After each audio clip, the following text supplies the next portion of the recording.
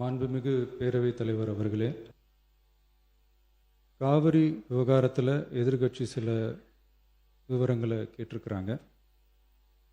காவிரி நமக்கு உயிர் ஆதாரம், நம்மளோட உணர்வு ரீதியான ஒன்று. அதனால் அதை வச்சு அரசியல் பண்ணுற எண்ணம் துளி கூட நம்ம அரசுக்கு இல்லை.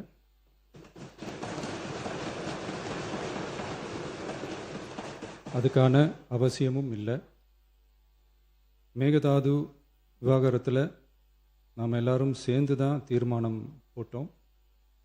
அதை நேர்முக கடிதமாக மாண்புமிகு பிரதமர் அவர்களுக்கும் அனுப்பி வச்சிருக்கிறோம். அதோடு நாம் அப்படியே இருந்துடல. ராஜ்யசபாவில் ஒன்றிய ஜல் சக்தி துறை இணை அமைச்சர் மேகதாது அணை பற்றி முழு விவரங்களை குறிப்பிடலைன்னு தெரிஞ்சதும் காவிரி நடுவர் மன்றத்தின் இறுதி தீர்ப்பு மற்றும் மாண்புமிகு சுப்ரீம் கோர்ட் தீர்ப்பு சம்பந்தமான விதிகள் மற்றும் பத்திகளை கோட் பண்ணி மேகதாது திட்டத்துக்கு எந்த விதமான சட்டபூர்வமான அனுமதியோ நிர்வாக அனுமதியோ வழங்கக்கூடாதுன்னு மாண்புமிகு பிரதமர் அவர்களுக்கு அடுத்த நாளே நேர்முக கடிதம் எழுதினோம். காவிரி நதிநீர் பங்கீட்லேயும் சரி, மேகதாது அணை கட்டுற முயற்சிகளை தடுக்கிறதுலையும் சரி, தமிழ்நாட்டோட உரிமையை நம்ம அரசு கொஞ்சம் கூட விட்டு தரவே தராது. அதுதான் நம்மளோட நிலைப்பாடும். அதே நேரத்தில் கர்நாடகாவில் சில அணைகள் கட்ட ஆரம்பித்ததை பற்றியும் இதே அவையில் 1969 ஒரு விவாதம் நடந்திருக்கு. அப்போது நீர்வளத்துறை அமைச்சராக இருந்தது யார்? அப்போ அணை கட்ட விட்டது ஏன்னு கேட்டு எதிர்க்கட்சி தலைவர் சொன்னதில் நான் பண்ண விரும்பலை.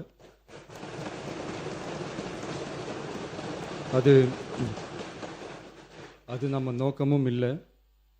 ஏன்னா காவிரி விவகாரத்தை ரொம்ப கவனமாக கையாளணும். எந்த கட்சி ஆளுகிறது, எந்த கட்சிக்கு பெருமை, யாருக்கு பெருமைன்னெலாம் பார்க்கக்கூடாது. இது தமிழக மக்களுடைய பிரச்சனை அப்படின்னு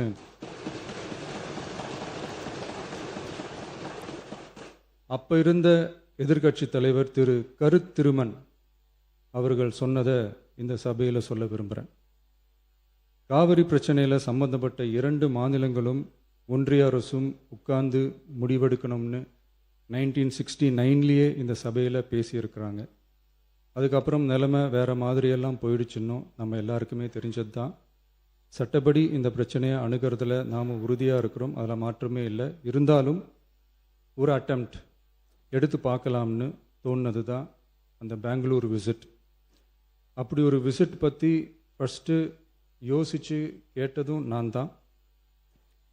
நாம் பெங்களூர் போக நினச்சதை பற்றி பல ஒப்பீனியன்ஸ் வந்துச்சு. நாம் போக நினச்சதுக்கு காரணம், ஒருவேளை இந்த பிரச்சனை தீர்க்கறதுக்கான ஒரு பாசிட்டிவ் சைன் கிடைச்சா நல்லா இருக்குமேன்னு ஒரு எண்ணத்தில் தான். இன்றைய காலத்தில் பகை நாடுகளை பேசி தீர்க்க பார்க்குறாங்க. பக்கத்து மாநிலத்தோட பேசி பார்த்தா என்னன்னு நினச்சேன்.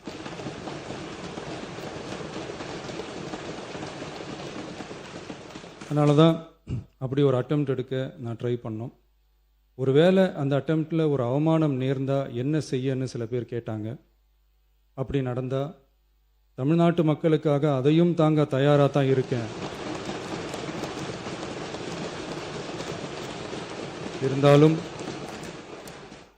இருந்தாலும் நம்ம மேலே அன்பு காட்டின அத்தனை பேருக்கும் என்னோட நன்றிகள்.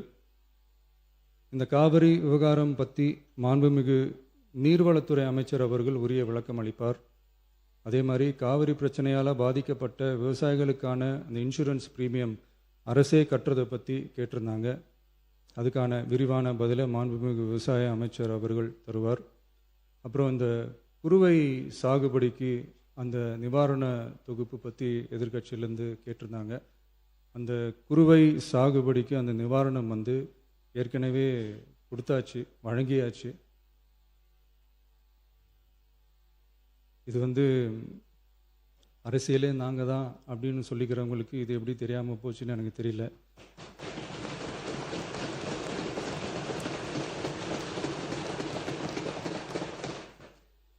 முன்ன பின்ன பேப்பர் படிச்சிருந்தா நாட்டில் என்ன நடக்குதுன்னு தெரிஞ்சிருக்கும்.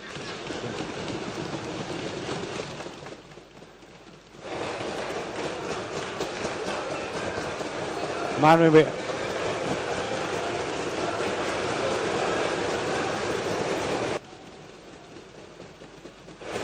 மாண்புமிகு எதிர்க்கட்சி தலைவர் சுருக்கமாக கொஞ்சம் அமைதியா இருங்க. மாண்புமிகு எதிர்க்கட்சி தலைவர் பேசுவதற்கு நீங்க அமைதியா இருங்க. நீங்களே இப்படி பிரச்சனை பண்ணா எப்படி? அமைதியா இருங்க, அவங்க பேசணும் சுருக்கமாக. பேரவைத் தலைவர் அவர்களே, ஸ்பெஷல் பேக்கேஜ்னா நீங்க கொடுத்தது 134 கோடி கொடுத்தீங்க. அது அனைத்து அரசுலையும் கொடுக்கறக்கூடிய ஸ்பெஷல் பேக்கேஜ் தான். இப்போ வறட்சி நிவாரண நிதி அவங்க கேட்கறாங்க. இது ரெண்டுத்துக்கும் வித்தியாசம் தெரிஞ்சுக்க வேண்டும்.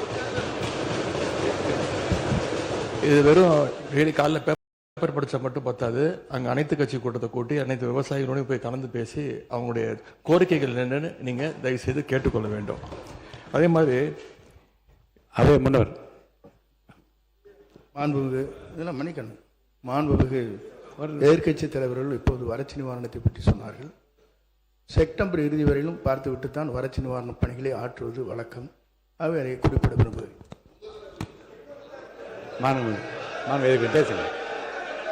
மாண்புமிகு எதிர்க்கட்சி தலைவர், பேரவைத் தலைவர்களே, பேச அனுமதிங்க. நீங்களே இப்படி பண்ணா எப்படி? மாண்புமிகு எதிர்க்கட்சி தலைவர் சுருக்கமா தலைவர்களே, நாங்கள் இன்னொன்று திரும்பி கேட்பதுதான், கர்நாடகாவில் அவங்க அனைத்து கட்சி கூட்டத்தை கூட்டி முன்னாள் முதலமைச்சர்லாம் வர சொல்லி அவங்களுடைய கோரிக்கைகள்லாம் கேட்டுக்கிட்டு இருக்காங்க, தொடர்ந்து கேட்டுட்டு இருக்காங்க.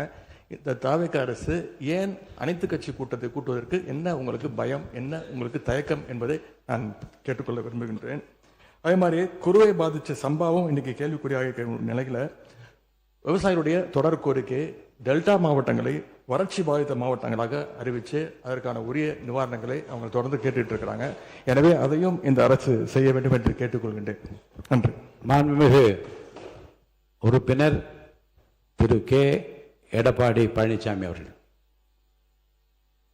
மாண்பு பேரவைத் தலைவர்களே, நான் ஏற்கனவே பேச வந்தது முதலமைச்சர் வந்து குறுக்கீட்டுக்கு பதில் அவ்வளவுதான். புரியல, அனைவருக்கும் சேர்ந்து பதில் சொல்லி இல்ல, அதாவது குறுக்கீட்டுக்கு தான் பதில். இப்ப நீங்க பேசுங்க, உங்களுக்கு தேவைப்பட்டால் அதையும் பதில் சொல்லுங்க. 2 சிறப்பு கவன தீர்மானம் கொண்டு வந்திருக்கிறோம்.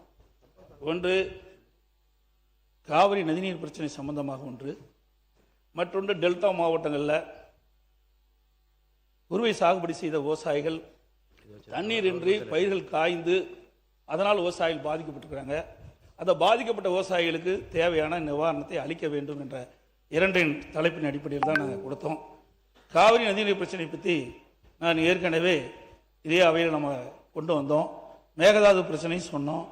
நடுவர் மன்றத்தை பற்றி இங்கே ஒரு கருத்தை, ஒரு தீர்மானத்தை கொண்டு வந்து நிறைவேற்றிருக்காங்க. அது வந்து நான் ஏற்கனவே தெளிவாக நான் சொன்னேன். பத்திரிகையெல்லாம் வேறு விதமாக வருகின்றது.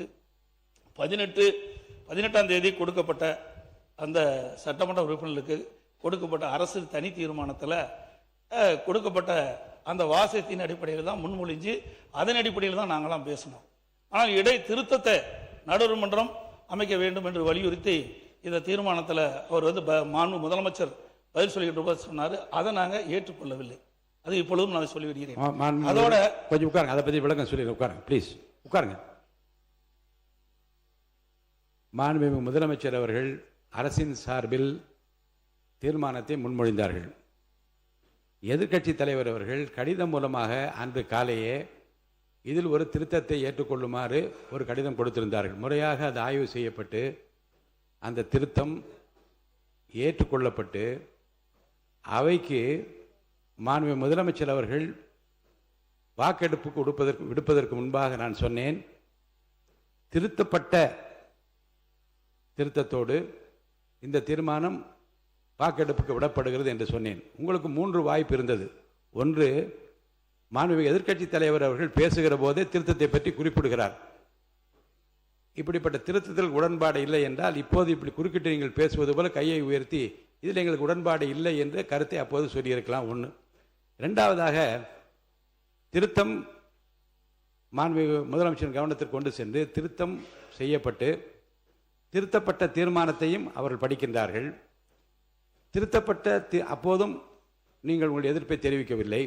மாண்புமிகு முதலமைச்சர் அவர்கள் தீர்மானத்தை வாக்கெடுப்புக்கு விடுகிற போது நான் சொல்லுகிறேன், இந்த தீர்மானம் அரசின் தீர்மானம் திருத்தங்களுடன் வாக்கெடுப்புக்கு விடப்படுகிறது, ஏற்போர் ஆம் என்று சொல்லுகிற போது அனைவரும் ஏக மனதாக மகிழ்ச்சியாக அதை நீங்கள் ஆதரித்தீர்கள்.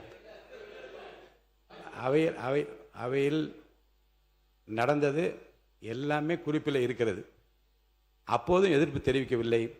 தீர்மானம் ஏகமனதாக நிறைவேறியது என்று அப்போதும் நான் ஒரு வார்த்தை சொன்னேன். வெளி மாநிலங்கள் எல்லாம் ஒற்றுமையாக இருக்கின்றார்களே என்று சொல்லுகிற நீங்கள் இந்த பிரச்சனையில் ஒற்றுமையாக இருக்க வேண்டும் என்பதும் அப்படி இருப்பதும் மகிழ்ச்சியாக இருக்கிறது என்பது கூட குறிப்பில் இருக்கிறது. ஆக 3 இடங்களிலும் உங்கள் எதிர்ப்பை தெரிவிக்காத நீங்கள் இப்போதும் அதை பற்றி பேசுவதற்கு நான் அனுமதிக்க மாட்டேன். ஏன்னால் ஏற்கனவே ஏகமனதாக ஒரு தீர்மானம் நிறைவேற்றப்பட்டிருக்கு. அதை பற்றி பேச வேண்டாம். அடுத்த கருத்து, இப்போது நீங்கள் கொடுத்திருக்கிற 55 விதியின் கீழ் கொடுத்திருக்கிற கவன ஈர்ப்பு தீர்மானத்தை பற்றி மட்டும் பேசுங்கள்.